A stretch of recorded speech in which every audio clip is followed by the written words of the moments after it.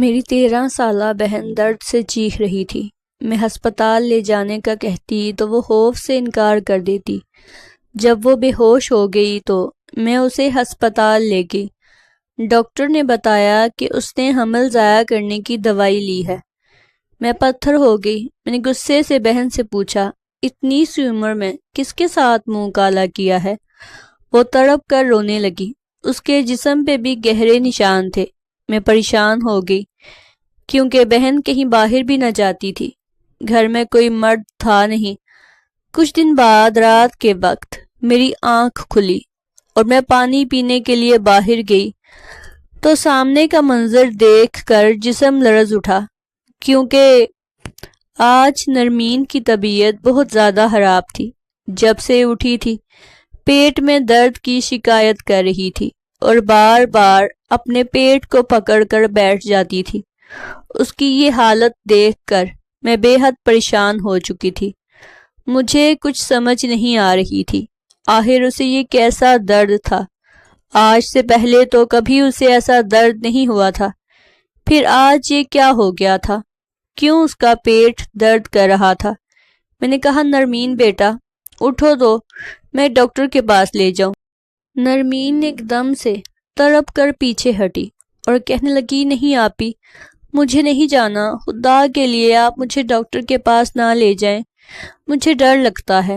اور وہ رونے لگی تو میں نے اسے سینے سے لگا دیا اور پیٹ درد کی دوا دے دی تاکہ اسے کچھ افاقہ ہو جائے۔ پیٹ درد کی وہ دوا کھانے کے بعد کچھ لمحوں کے لیے وہ خاموش ہوئی تھی اور مجھے بھی تسلی ہو گئی تھی کہ شکر ہے اسے کچھ بہتر محسوس ہوا۔ کچھ لمحوں بعد ایک بار پھر سے اسے درد ہونے لگا۔ اب کی بار اسے اتنی شدت سے درد ہو رہا تھا، یوں لگ رہا تھا جیسے اب تو مزید درد ہونے لگا ہو۔ اس کی یہ حالت دیکھ کر مجھے بہت پریشانی ہو رہی تھی۔ گھر کے سارے کام بھی ختم کرنے تھے، گھر کو اکیلا چھوڑ کر بھی تو کہیں نہیں جا سکتی تھی۔ میں نے تہیہ کیا کہ سب سے پہلے گھر کے کام ختم کروں گی اور اسے ہسپتال لے جاؤں گی، لیکن اس کی نوبت ہی نہ آئی تھی، کیونکہ ابھی میں کام کر ہی رہی تھی کہ اندر سے نرمین کی آواز آنا بند ہو گئی۔ نرمین کا نام پکارتے پکارتے میں اس کے کمرے تک گئی تو دیکھا کہ وہ زمین پر بے ہوش پڑی تھی۔ اسے اس حالت میں دیکھ کر میرے پیروں تلے سے زمین نکل گئی۔ میں نے جلدی سے اسے اٹھایا۔ وہ 13 سال کے آس پاس کی بچی تھی۔ میں نے اسے اٹھایا اور باہر کی طرف بھاگی۔ ہمارے گھر کے باہر ہی مین سڑک شروع ہو جاتی تھی، اسی وجہ سے یہاں پر آ کر رکشے وغیرہ نظر آتے دکھائی دیتے تھے۔ جو ہی بہن کو اٹھا کر باہر بھاگی تو دیکھا کہ سامنے سے رکشہ آ رہا تھا۔ میں نے رکشے کو روکا اور اپنی بہن کو اس میں ڈالتے ہوئے خود بھی ساتھ بیٹھ گئی اور ہسپتال جانے کا کہا۔ میرا دل لرز رہا تھا، میرے تو ہاتھوں پیروں کی جان ہی نکل گئی تھی۔ میری تو واحد دنیا میری بہن ہی بچی تھی۔ نہ جانے اسے کیا ہو گیا تھا۔ اتنا شدید پیٹ درد آج سے پہلے تو کبھی نہیں ہوا تھا۔ میں اس کے ہاتھ ملتی ہوئی ہسپتال تک آئی تھی اور پھر ہسپتال کی عمارت میں داخل ہو گئی۔ اسے میں نے ایمرجنسی روم میں بھجوا دیا۔ کچھ لمحوں بعد ڈاکٹر باہر نکلی تو وہ میری طرف دیکھ کر کہنے لگی، آپ کی بہن کے ساتھ کچھ ہوا تو نہیں؟ میں نے حیرت سے اس کی طرف دیکھا۔ میں نے کہا، یہ کیا کہہ رہی ہیں؟ کیا مطلب؟ مجھے آپ کی بات کی کچھ سمجھ نہیں آ رہی۔ تو وہ کہنے لگی، آپ اتنی بچی مت بنے، کیونکہ جو دوائی اس نے کھائی ہے اور جس وجہ سے اس سے پیٹ میں درد ہوا ہے وہ کوئی اور نہیں بلکہ حمل ضائع ہونے کی ہے۔ تو پھر آپ ایسا کیسے کہہ سکتی ہیں کہ اس کے ساتھ کچھ ہوا نہیں؟ آج کل کے حالات بہت خراب ہیں۔ اس کے چہرے پر کافی سنجیدگی پھیلی تھی، جبکہ اب میرے ہوش اڑ گئے تھے۔ میں کبھی ڈاکٹر کا چہرہ دیکھتی اور کبھی اپنی بہن کی طرف۔ مجھے کچھ سمجھ نہیں آ رہا تھا کہ مجھے ہو کیا رہا ہے۔ ڈاکٹر نے مجھے اس کے لیے دوائی دی، اس کا فوری طور پر علاج ہو گیا اور اس کے پیٹ کا درد بھی جاتا رہا۔ میں گھر واپس آئی تو میں اس پر برس پڑی تھی۔ مجھے اس پر بے حد غصہ تھا۔ اگر ایسی کوئی بات تھی تو مجھے پہلے ہی اطلاع دے دیتی۔ اگر اس کے ساتھ کسی نے کچھ غلط کیا تھا تو وہ مجھے بتا سکتی تھی۔ لیکن اس نے مجھے کیوں نہ بتایا؟ مجھے شدید غصہ آ رہا تھا، میری آنکھوں سے آنسو بہتے جا رہے تھے۔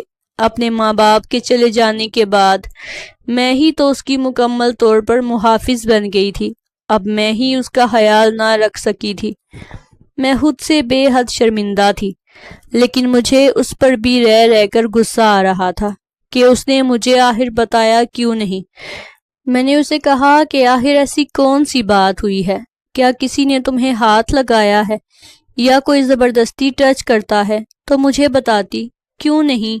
میں نے اسے اچھے اور برے دونوں طریقے سے ہاتھ لگانے کا طریقہ سمجھا دیا تھا۔ وہ اتنی سمجھدار تو تھی، پھر بھی آخر یہ سب کچھ کیسے ہو رہا تھا؟ میری بات پر وہ رونے لگی، اس سے کوئی بات نہیں ہو پا رہی تھی۔ آخر کار میں اس پر چلا چلا کر تھک گئی تو میں نے خاموشی اختیار کر لی کہ کوئی بات نہیں، بچی ہے اور اب میں اس کا پورے طریقے سے خیال رکھوں گی۔ ویسے بھی یہ بات میرے اور ڈاکٹر کے درمیان ہی رہی تھی، لیکن پھر بھی میرے دل کو ہمیشہ دھچکا لگا رہتا تھا۔ نرمین اب خاموش خاموش رہنے لگی تھی۔ اس کی عمر کی لڑکیاں کیسا چہکتی ہیں، کیسا کھیلتی ہیں، لیکن وہ تو باقی بچوں سے بالکل ہی الگ ہو گئی تھی۔ اس کی یہ حالت مجھ سے دیکھی نہیں جا رہی تھی۔ دن رات اسی سوچ میں، فکر میں گزر رہے تھے کہ آخر اس نے یہ اذیت کس سے سہی ہوگی، کیا ہوا ہوگا اس کے ساتھ۔ وہ مجھے کچھ بتاتی بھی تو نہیں تھی، نہ وہ اسکول جاتی تھی، نہ سہیلیوں سے ملتی تھی، اور نہ ہی مجھ سے کوئی بات کرتی تھی۔ خاموشی سے اپنے کمرے میں پڑی رہتی تھی۔ اس کی یہ حالت مجھے مزید پریشان کیے جا رہی تھی۔ آہستہ آہستہ دن گزرنے لگے۔ میں اپنے وقت کا زیادہ تر حصہ اس کے ساتھ گزارتی تاکہ اسے یہ محسوس نہ ہو کہ وہ اکیلی ہے۔ میں اسے احساس دلانا چاہتی تھی کہ وہ کھیلے کودے، ابھی اس کی عمر ہی کیا ہوئی ہے، لیکن نہ جانے کیوں وہ کچھ بھی بتانے کو تیار نہ تھی۔ لیکن ہاں، یہ ہوا تھا کہ کچھ نہ کچھ بات وہ مجھ سے کر لیا کرتی تھی۔ اب میں اس کا مکمل طور پر خیال رکھنے لگی تھی، لیکن یہ ہوتا تھا کہ وہ بس اپنے اکیلے کمرے میں ہی رہتی تھی۔ اس کا چھوٹا سا کمرہ تھا جس میں اس کا چھوٹا سا بیڈ تھا۔ میں نے اس کے ساتھ اس کے کمرے میں رہ نہیں سکتی تھی۔ یہی وجہ تھی کہ میں رات کو اسے سلا کر واپس اپنے کمرے میں آ جاتی اور پھر صبح سویرے دوبارہ اٹھ کر جاتی۔ یہ بھی ہوتا رہتا تھا کہ رات کے وقت جیسے جیسے میری آنکھ کھلتی میں جا کر اس کو دیکھتی رہتی تھی۔ میری تو زندگی کی کل کائنات وہی تھی۔ یوں ہی زندگی گزرنے لگی۔ اس واقعے کو گزرے ہوئے 2 مہینے ہو گئے تھے اور اب میں کچھ مطمئن ہو چکی تھی کہ ایسا کچھ بھی نہیں ہے۔ ہمارے گھر میں کوئی مرد نہیں ہے تو پھر اس کے ساتھ ایسا کون کر سکتا ہے؟ ہو سکتا ہے ڈاکٹر کو کوئی غلط فہمی ہوئی ہو۔ اسی بنیاد پر میں کچھ مطمئن ہو گئی تھی، لیکن اچانک ہی ایک روز جب میری آنکھ کھلی تو مجھے شدید پیاس کی طلب ہو رہی تھی۔ پیاس اس قدر شدید تھی کہ اب مزید دوبارہ نیند نہیں آ سکتی تھی۔ جب تک میں پانی نہ پی لیتی تب تک مجھے نیند نہیں آنی تھی۔ میں کچھ سوچتے ہوئے اٹھی اور سائڈ ٹیبل پر دیکھا تو پانی موجود نہیں تھا۔ مجھے مجبوراً پانی باہر لینے جانا تھا۔ میں خاموشی سے اٹھی اور اپنے کمرے کا دروازہ کھول کر باہر نکل آئی۔ کچن تک آ کے میں نے فریج سے پانی کی بوتل نکالی اور ابھی میں نے گلاس منہ سے ہی لگایا تھا کہ میرے کانوں میں ایک عجیب سا شور گونجنے لگا، ہلکی ہلکی چیخیں جو مجھے سنائی دے رہی تھی، یا شاید وہ ہلکی ہلکی سسکیاں تھیں۔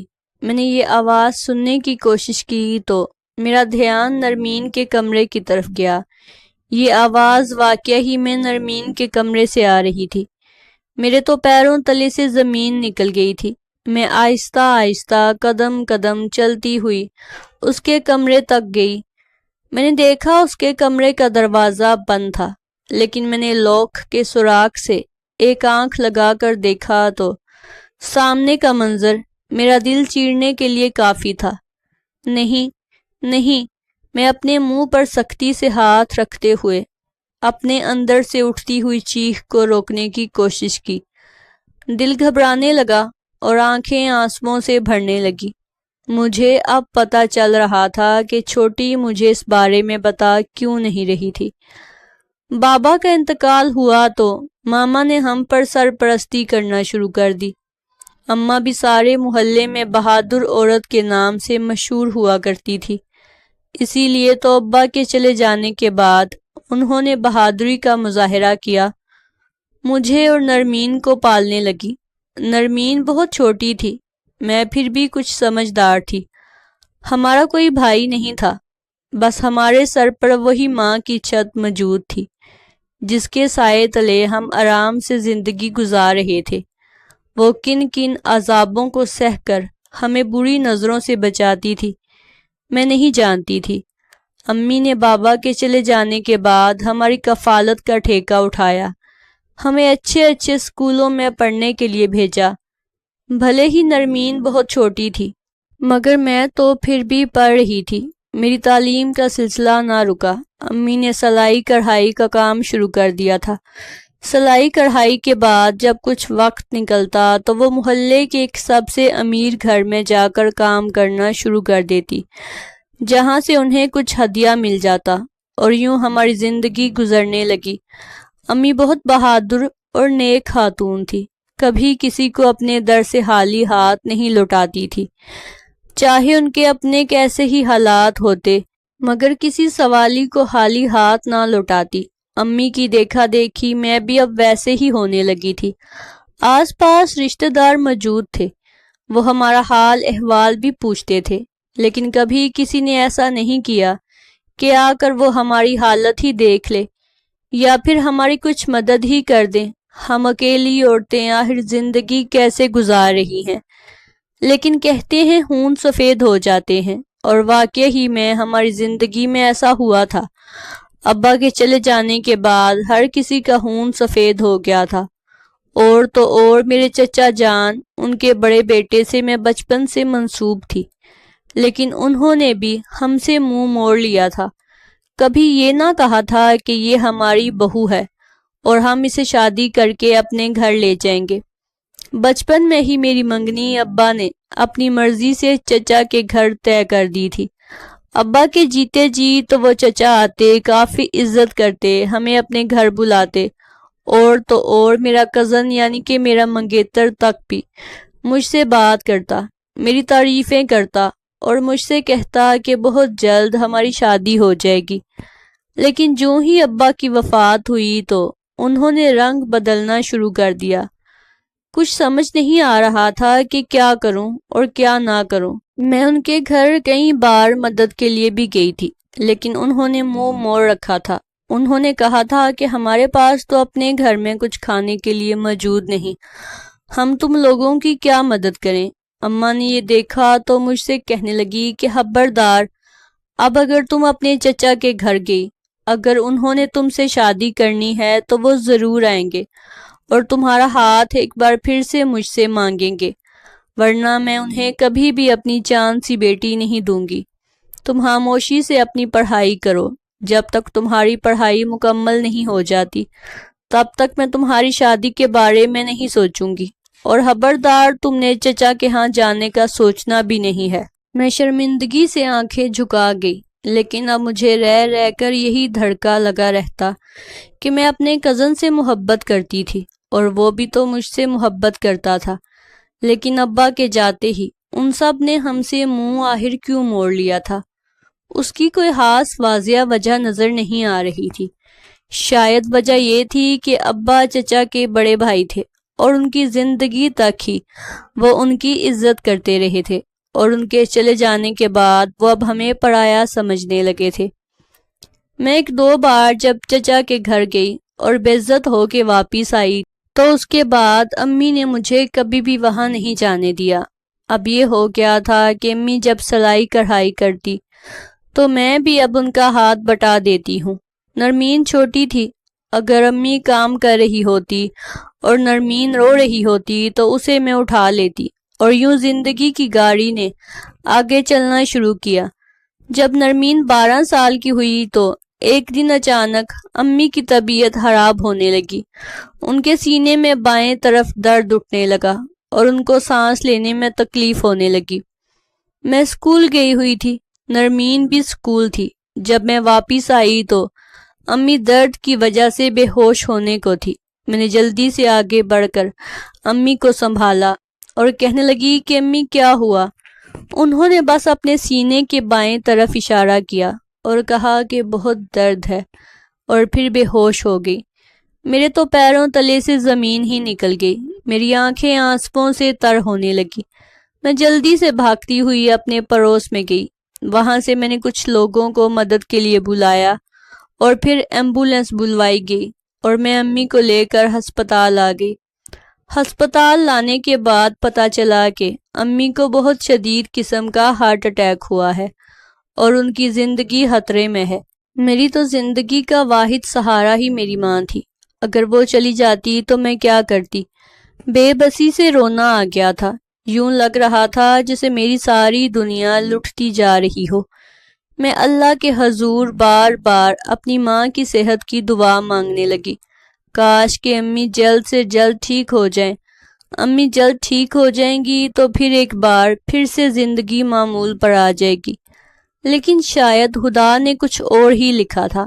1 گھنٹے بعد ڈاکٹر امی کا معائنہ کرتے کرتے جب رک گیا تو اس نے باہر کی راہ لی اور آنکھیں جھکاتے ہوئے مجھ سے کہنے لگا، میں معذرت چاہتا ہوں، ہم آپ کی والدہ کو نہیں بچا سکے۔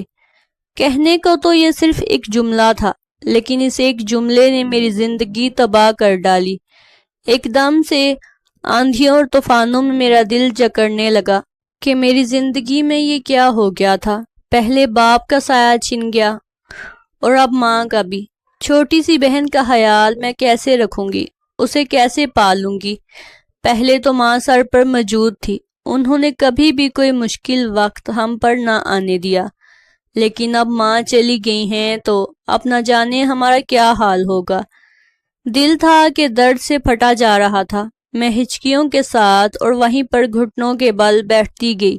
میں ابھی چیخ چیخ کر رو رہی تھی کہ کسی نے میرے کندھے پر ہاتھ رکھا۔ میں نے سر اٹھا کر دیکھا تو یہ کوئی اور نہیں بلکہ میرا اپنا کزن، میرا منگیتر اذان تھا۔ اسے دیکھ کر مجھے حیرت ہوئی تھی۔ ان 5 سالوں میں اس نے کبھی مڑ کر ہماری طرف نہ دیکھا تھا۔ وہ تو مجھے بھول ہی گیا تھا، لیکن اب یہ کیسے واپس آ گیا تھا؟ اس کی آنکھوں میں بھی آنسو تھے۔ وہ مجھ سے کہنے لگا، صبر کرو، اسی میں ہی بھلائی ہے۔ اگر تم روتی رہو گی تو صبر نہیں کرو گی، تمہاری چھوٹی بہن نرمین کا کیا ہوگا؟ اسے تم نے ہی سنبھالنا ہے۔ تم نہیں سنبھالو گی تو کون سنبھالے گا؟ اگر تم ہی روتی رہو گی تو اس کا خیال کون رکھے گا؟ اس کی یہ بات میرے دل پر لگی تھی۔ واقعہ ہی میں اگر میں ہمت ہار گئی تو نہ جانے میری بہن کا کیا حال ہوگا۔ میں نے اپنے آنسو صاف کیے، امی کی لاش کو لے کر گھر واپس آئی، ان کی تدفین ہوئی، لیکن امی کے چلے جانے کا صدمہ نرمین برداشت نہ کر پائی تھی۔ نرمین بار بار امی کو یاد کرتی اور مجھ سے کہتی کہ آپی، خدا کے لیے مجھے امی کے پاس لے جائیں، یا پھر اگر امی نہیں آ سکتی تو آپ مجھے مار دیں تاکہ میں امی کے پاس چلی جاؤں اور کبھی واپس نہ آ سکوں۔ وہ رو رو کر کہتی تو میں اسے اپنے سینے سے لگا لیتی۔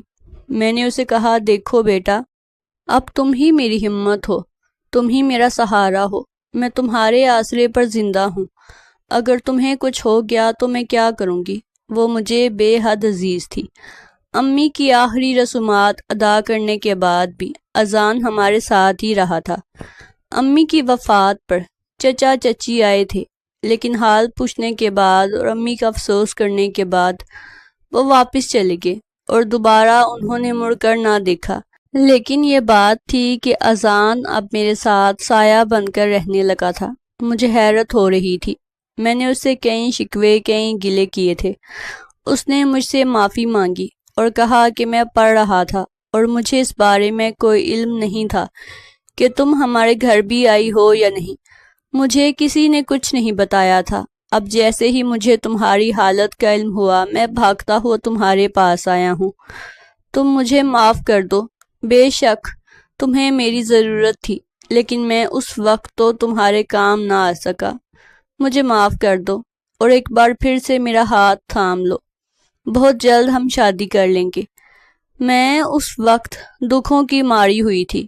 اس کے اس قدر پیار بھرے لہجے اور ہمدردی بھرے لہجے نے مجھے ایک بار پھر سے اس کے قریب کر دیا۔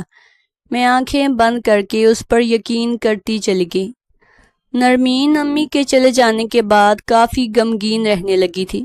میں اسے وقت نہیں دے پا رہی تھی کیونکہ اب گھر میں کمانے کے لیے مجھے ہی کچھ کرنا تھا۔ میں گھر کا کام کرتی اور پھر اس کے بعد سلائی کڑھائی پر لگ جاتی۔ سلائی کڑھائی سے فارغ ہونے کے بعد میں ٹیسٹ کے لیے تیاری کرنا شروع کر دیتی، کیونکہ مجھے تیاری بھی تو کرنی تھی۔ ٹیسٹ کی تیاری کر کے ٹیسٹ دیتی تو ہی نوکری کے لیے قرار پاتی۔ اسی لیے میں دن رات دیکھے بغیر نوکری کے لیے اور گھر کا کام چلانے کے لیے اپنا آرام اور سکون حرام کیے ہوئے تھی۔ اکثر اذان آ جاتا اور روتی ہوئی نرمین کو چپ کروانے لگتا اور اس کے ساتھ کھیلتا کودتا۔ یہی وجہ تھی کہ نرمین بہت جلد ہی روٹین میں واپس آنے لگی، اور یہ خوشی میرے لیے سب چیزوں سے بڑھ کر تھی۔ آنکھوں میں ایک عجیب سی چمک دوڑ آئی تھی، یوں لگتا تھا جیسے میں نے زندگی کا سب کچھ پا لیا ہو۔ اتنا اچھا انسان واقعی میں میری زندگی میں ہونا چاہیے تھا، جو مجھ سے جڑی ہر چیز کے ساتھ ویسے ہی لگاؤ رکھتا ہے جیسے مجھے تھا۔ مجھے ایک بار پھر سے اس سے محبت ہوتی ہوئی محسوس ہوئی، اور یہ کچھ غلط بھی نہیں تھا۔ آخر کو وہ میرا بچپن سے منگیتر تھا۔ نرمین کی حالت دیکھ کر میرا دل مزید پریشان ہونے لگا۔ آخر کار میں نے اس کو ایسے ہی پیٹ درد کی دوائی دی، اور کچھ لمحوں بعد اس کے پیٹ میں مزید درد ہوا اور وہ بے ہوش ہو گئی۔ اسے ڈاکٹر کے پاس لے گئی۔ ڈاکٹر نے مجھے بتایا کہ وہ حمل ضائع کرنے کی دوائی کھائے ہوئے تھی۔ اب یہ بات مجھے غصہ دلانے لگی۔ گھر آ کر میں نے اس سے بار بار پوچھا، لیکن اس نے مجھے کچھ نہ بتایا۔ وہ خاموش رہنے لگی تھی۔ اس کی حالت مجھ سے دیکھی نہیں جا رہی تھی۔ لیکن اب یہ ہو گیا تھا کہ 5-6 مہینے گزر گئے تھے، اب اذان بھی نہیں آ رہا تھا۔ میں اسے کال کرتی تو اس کا نمبر بن جاتا، شاید اس کا موبائل خراب ہو چکا تھا۔ مجھے اس کی فکر لگی رہتی تھی۔ اب جب یہ بات ہوئی تھی تو میں اسی سے شیئر کرنا چاہتی تھی۔ میں چاہتی تھی کہ اسے بات کروں تاکہ وہ مجھے کوئی اچھا مشورہ دے سکے یا پھر مجرم کو میرے ساتھ ڈھونڈنے میں میری مدد کرے، لیکن سب فضول رہا۔ 2 مہینے مزید گزر گئے، اور اب جب آج میری آنکھ کھلی اور میں پانی لینے کے لیے باہر آئی تو مجھے نرمین کے کمرے سے کچھ عجیب آوازیں آنے لگی، جیسے نرمین رو رہی ہو اور کوئی اسے خاموش کروا رہا ہو۔ میں چھوٹے چھوٹے قدم اٹھاتی ہوئی اس کے کمرے تک گئی اور لاک میں سے آنکھیں لگا کر دیکھا تو سامنے کا منظر میرا دل دہلانے کے لیے کافی تھا۔ آنکھیں آنسوؤں سے بھرنے لگی۔ میں نے بامشکل اپنے ہونٹوں پر آتی ہوئی چیخ کو روکا اور اس کی طرف دیکھنے لگی۔ کمرے کا دروازہ بند تھا۔ کمرے میں بس ہلکی ہلکی لیمپ کی روشنی جل رہی تھی۔ کوئی اندر نرمین کے ساتھ تھا اور اس کے ساتھ زبردستی کرنے کی کوشش کر رہا تھا، جبکہ وہ بیڈ پر بہت سکڑی سی بیٹھی ہوئی تھی، بہت ڈر رہی تھی، بار بار آپی آپی پکارے جا رہی تھی۔ مجھ سے مزید برداشت نہ ہوا تو میں نے دروازے پر دستک دینا شروع کر دی۔ اچانک ہی اندر سے آتی ہوئی آوازیں بند ہو گئی، لیکن میں نے ہمت نہ ہاری اور ایک دم سے ہینڈل گھمایا تو یہ خوش قسمتی تھی کہ دروازہ کھلا ہوا تھا۔ وہ شخص شاید بے دھیانی میں ہی دروازہ کھلا چھوڑ گیا تھا۔ میں جلدی سے اندر بھاگی اور اس شخص کو گربان سے پکڑ کر جب میں نے اس کے منہ سے ماسک ہٹایا تو میرے پیروں تلے سے زمین نکل گئی، کیونکہ وہ کوئی اور نہیں بلکہ اذان ہی تھا، یعنی میری بہن کا سب سے بڑا دشمن وہی اذان تھا، جسے میں اپنی بہن کے ہونٹوں پر مسکان لانے کی وجہ سمجھ رہی تھی۔ وہ ایسا کمینہ انسان تھا۔ مجھے حیرت ہو رہی تھی، جبکہ میری بہن نرمین بھاگتی ہوئی میرے سینے سے لگ گئی اور روتے ہوئے کہنے لگی، آپی آپ جواب چاہتی تھی نا مجھ سے، یہی ہے وہ، آج آپ نے خود دیکھ لیا ہے، میرا مجرم، انہی کی وجہ سے سب کچھ ہوا ہے۔ وہ سسکیاں بھرتے ہوئے میرے سینے سے لگ گئی۔ وہ معصوم سی بچی۔ میں نے کہا اذان تم نے کیا کیا؟ تمہیں شرم نہیں آتی؟ اتنی معصوم بچی کے ساتھ تم ایسا سلوک کر رہے تھے۔ غصے کی وجہ سے میری آواز کانپنے لگی تھی۔ اس شخص کو میں نے اتنا پاک باز سمجھ رہی تھی، اور اس نے کیا کیا تھا؟ میں اس کو گربان سے پکڑے ہوئے تھی، اور ایک دم سے وہ شرمندہ نظر آنے لگا۔ اس کی آنکھوں سے بھی آنسو بہنے لگے۔ وہ مجھ سے معافی مانگنے لگا، کہنے لگا مجھے معاف کر دو، مجھ سے بہت بڑی غلطی ہو گئی ہے۔ لیکن میں نے اسی وقت چھوٹی کو اپنا موبائل دیا اور اسے کہا کہ اس سے پولیس کو کال ملاؤ، جب تک پولیس نہیں آ جاتی ہم اسے یہاں سے جانے نہیں دیں گے۔ اس پر بے پناہ غصہ تھا۔ وہ میرے سامنے شرمندہ ہو کر بیٹھا تھا۔ ہم نے پولیس کو اطلاع کر دی تھی، اور پولیس کو اطلاع کرنے کے 5 منٹ بعد ہی پولیس ہمارے گھر پر موجود تھی۔ پولیس اسے لے کر چلی گئی۔ میں نے چھوٹی سے پوچھا تو چھوٹی روتے ہوئے مجھے بتانے لگی کہ آپی، وہ مجھ سے کہتے تھے کہ اگر تم نے اس بارے میں اپنی بہن کو بتایا تو میں تمہیں جان سے مار ڈالوں گا، اور آپ کو پتا ہے وہ یہ بھی کہتے تھے کہ وہ اس گھر کو آگ لگا دیں گے۔ یہ گھر جو ہمارے امی ابو کے نام پر ہے وہ آپ سے ہتھیانا چاہتے تھے۔ اسی وجہ سے ہی تو وہ بار بار آپ سے ملنے آتے تھے اور مجھ پر تشدد کرنے لگتے۔ انہوں نے پہلے بھی ایک بار میرے ساتھ یہ سب کچھ کرنے کی کوشش کی تھی، لیکن زبردستی انہوں نے مجھے وہ دوائی کھلا دی تھی۔ پہلے بھی وہ میرے ساتھ کچھ بھی نہ کر پائے تھے، لیکن مجھے انہوں نے کافی ڈرایا اور دھمکایا تھا، بالکل ایسے ہی جیسے آج وہ مجھے ڈرا رہے تھے۔ وہ روتے روتے کہہ رہی تھی، مجھے اس پر بہت ترس آنے لگا تھا۔ میں جس شخص کو اپنا محافظ سمجھ کر اپنے گھر میں آنے دیتی تھی، وہی شخص سب سے بڑا نقب زن نکلا تھا۔ کچھ دنوں بعد پیشی تھی، اور جب عدالت میں اس نے یہ گواہی دی کہ میں نے اس لڑکی کے ساتھ یہ سب کچھ کرنے کی کوشش کی ہے کیونکہ میں چاہتا تھا کہ یہ چھوٹی لڑکی بہت جلد مر جائے، وہ اندر ہی اندر گھٹ گھٹ کر مر جاتی، اور پھر یہ گھر مکمل طور پر اس کی بڑی بہن کے نام ہو جاتا، اور میں اس سے شادی کر لیتا، اور اسے شادی کرنا بھی میرے پلان کا حصہ تھا۔ لیکن اس نے میرے سارے پلان پر پانی پھیر دیا۔ میں اپنے کیے پر بہت شرمندہ ہوں۔ وہ شرمندگی سے کہنے لگا، لیکن وہ میری نظروں میں گر چکا تھا۔ اب سمجھ آ گئی تھی کہ ہمیں کبھی بھی کسی بھی صورت کسی انسان کو اپنا محافظ نہیں سمجھنا چاہیے۔ آج کل تو خون بھی سفید ہو چکے ہیں، پھر بھلا ہم کسی پر کیسے یقین کر سکتے ہیں؟ میری آنکھوں سے مسلسل آنسو برسنے لگے تھے، لیکن یہ خدا کا شکر تھا کہ مجھے وقت پر پتہ چل گیا تھا، ورنہ اگر میری بہن چلی جاتی تو میرا کیا حال ہوتا۔ اللہ تعالیٰ نے مجھے بچا لیا تھا۔ لیکن آج میں ہر کسی سے کہتی ہوں کہ خدا را اپنے گھر میں کسی کو بھی داخل مت ہونے دیا کیجیے۔ کون سا انسان کب درندے میں بدل جاتا ہے کچھ پتہ نہیں چلتا۔ ہمیں اپنی عزتوں کی حفاظت خود کرنی ہوگی، چاہے وہ عورت ہو یا مرد ہو۔ ہر کسی کو اس بارے میں دھیان رکھنا چاہیے، ورنہ وہی حشر ہوگا جس طرح میرا حشر ہوا تھا۔ میری بہن کے مجرم کو اب سزا مل چکی تھی۔ میری بہن بھی اب آہستہ آہستہ اپنی زندگی کی طرف لوٹ رہی تھی، لیکن اب بھی میرے دل میں یہی خلش باقی ہے کہ نرمین نے اپنا وہ بچپن جو اس چیز کی نظر میں کھو دیا، نہ جانے اس پر کیا بیتتی ہوگی جب اس کی عمر کی لڑکیاں ایسے کھیل رہی ہوں گی اور وہ اپنے دل میں پہاڑ جیسا غم چھپائے ہوئے ہوگی۔ میں نے اپنی بہن سے معافی مانگی، اور اب میں اسی کوشش میں ہوں کہ اس کی زندگی واپس پہلے کی طرح ہو جائے، اور کبھی ایسے درندے کا اس پر سایہ بھی نہ پڑنے دوں۔ خدا ہر کسی کی عزت کو سلامت رکھے، آمین۔